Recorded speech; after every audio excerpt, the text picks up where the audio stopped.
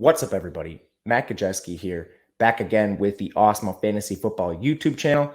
And today we are going to be talking rookie tight end Kyle Pitts, but we are going to do all sorts of fantasy football content ahead of the 2021 season on this channel. Best ball drafts, mock drafts, you name it, we will have it. So make sure to hit that thumbs up button, subscribe, and hit the notification bell so you know when this and all other content goes live across the channel. But without further ado, let's talk Kyle Pitts, rookie tight end coming out of Florida, the best tight end prospect we may have ever seen all time. So just how early should you be drafting Pitts?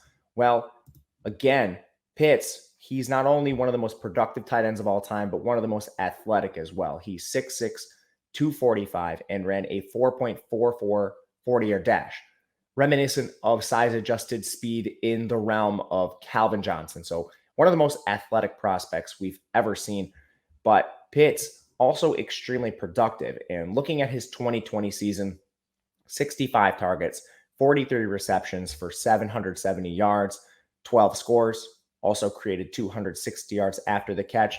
Extremely impressive numbers for a tight end, considering he played alongside first-round pick Kadarius Toney. Of course, Kyle Trask is the signal caller of the Florida offense in this 2020 season. But Pitts also dominated from an efficiency perspective. We're talking about a player who ran a route on 85% of dropbacks. His 14% target share is a little bit low, but we need to factor in that he played just 8 games, missed a few due to an injury, took a vicious hit to the head and had a concussion for a few games in there. His college dominator rating, 24%, maybe a little lower than you were expecting, but again, missed some games and played in an ultra pass-heavy Florida offense. But still, his average depth of target was nearly 14 yards. He checks in at 13.8, used often downfield. His 3.26 yards per route run, one of the most predictive efficiency metrics for pass catchers, topping the tight end position.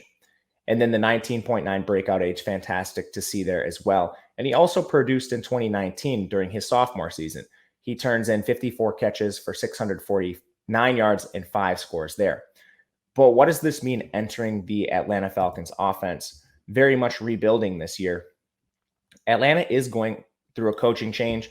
They move forward with Arthur Smith, who's the former architect of the Tennessee Titans offense. Last year, that offense was fairly run heavy, and they did run a lot of 12 personnel. This is interesting with Atlanta this year because they lose Julio Jones. They move forward with Calvin Ridley as the alpha, but now they have Kyle Pitts, a top 5 pick invested in him, and they traded a second rounder for Hayden Hurst. Now, Hayden Hurst is in the last year of his deal, but for this upcoming season, we could see Atlanta mirror what Tennessee did last year with a lot of their 12 personnel sets, alongside Calvin Ridley and Russell Gage. But ultimately, the most important thing with this Atlanta offense is the departure of Julio Jones. He's going to vacate a lot of targets and efficiency within the offense. And Kyle Pitts does bring a lot of versatility to the table. While he did play in line at Florida, he also was in the slot on 19% of his snaps. He was out wide on 17% of his snaps. So he is somebody that they could use as a pseudo receiver, kind of that big-bodied flex tight end you see some offenses using, and kind of the role that Anthony Firkser played last year for Tennessee. Now, Kyle Pitts far more athletic than Anthony Firkser, so we should expect a step forward there. But you get the point. Overall, there's still a lot in place with this offense, too. The line is fairly good. Matt Ryan is still there, and they have Ridley to at least take away some of the pressure from Pitts. But overall, in fantasy football, the tight end position is tricky. It typically has a longer learning curve. However, Pitts' ability to play the wide receiver position as well could help him at least get some production early in his career. Now, Pitts is already soaring up draft boards. He's coming off the board at pick 46.8. That's tight end number 4. It's immediately after some players like Jamar Chase and David Montgomery, and it's immediately ahead of some other players like Adam Thielen and T. Higgins. Now, a breakout very much possible for Pitts in year 1, but right now he is being drafted as if he already has that elite tight end status, and he is yet to play it down. He's being drafted among elite wide receivers like T. Higgins and Adam Thielen, who have produced at the NFL level. This is too rich for me.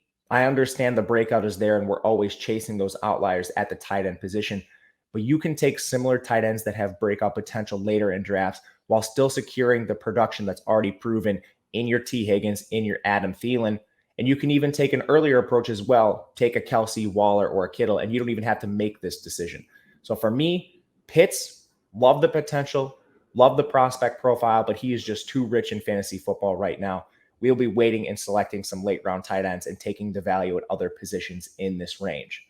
But that will do it for us at Awesemo today. Make sure to hit the thumbs up button on the video, subscribe to the channel, hit the notification bell so you know when this and everything else goes live. And of course, I'm Matt Gajewski on Twitter at Matt_Gajewski. Follow me there, but we will catch you again next time.